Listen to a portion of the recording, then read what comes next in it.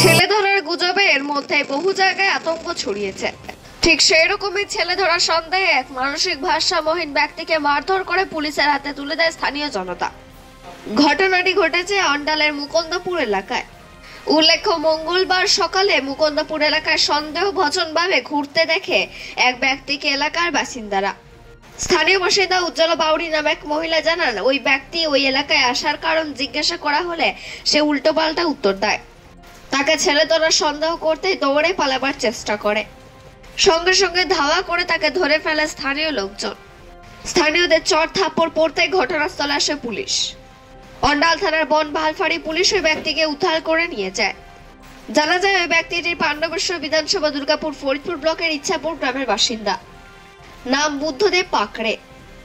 ধৃত মানসিক ভারসাম্যহীন ব্যক্তি বুদ্ধদেব পাকড়ের বৌদি অনুভা পাকড়ে ও তাদের এলাকার প্রতিবেশী আলোক গাঙ্গুলি জানান, দীর্ঘদিন ধরে বুদ্ধদেবের মানসিক রোগের চিকিৎসা চলছে।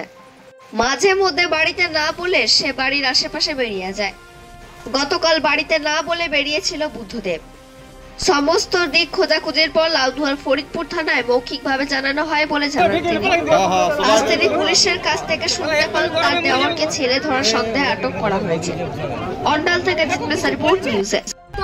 বড় বোতল জল, এত বড় জল বোতল এনেছে, তাও জল খুঁজছে, বলছে জল দাও।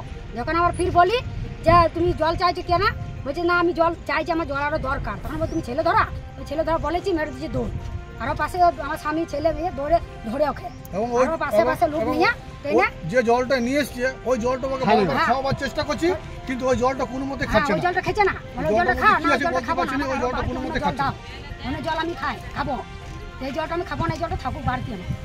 সেই জন্য জলটাকে রেখেছিল, জলা করে জলটা ফেলে দিয়ে মারে দৌড়। ওকে ধরার পরে ও চোর নয়, এমনি মাথাটা একটু খারাপের জন্য ও শুধু প্রায় দিন চলে যায়, ওষুধ চলে, ডাক্তারও চলে। কোথায় দেখিয়েছেন ওকে?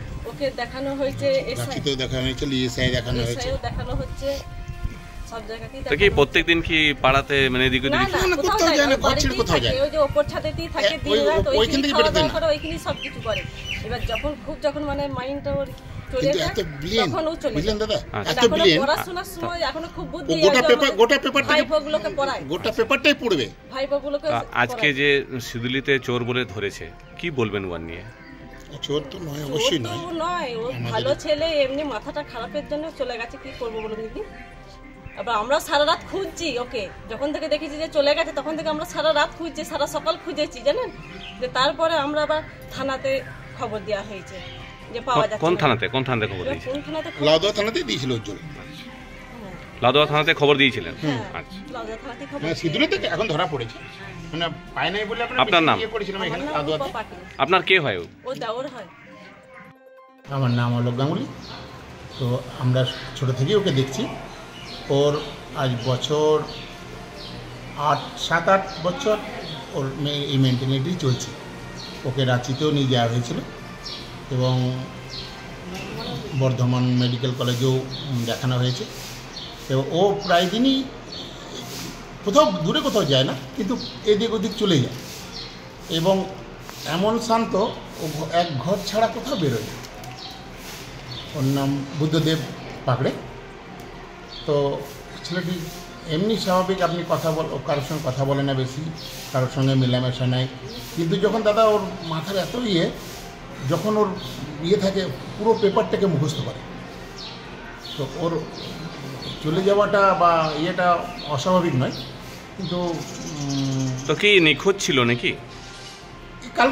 কালকেই গেছে বাড়িতে 12টা 12:30। কোন থানাতে ডায়েরি করেছেন? থানাতে প্রথম ডায়েরি করা হয়েছিল, তারপরে খবর পাওয়া যায় যে সিদুলি আমরা খবর পেলাম সিদুলিতে। তখন যাই হোক অন্ডালে করেছে।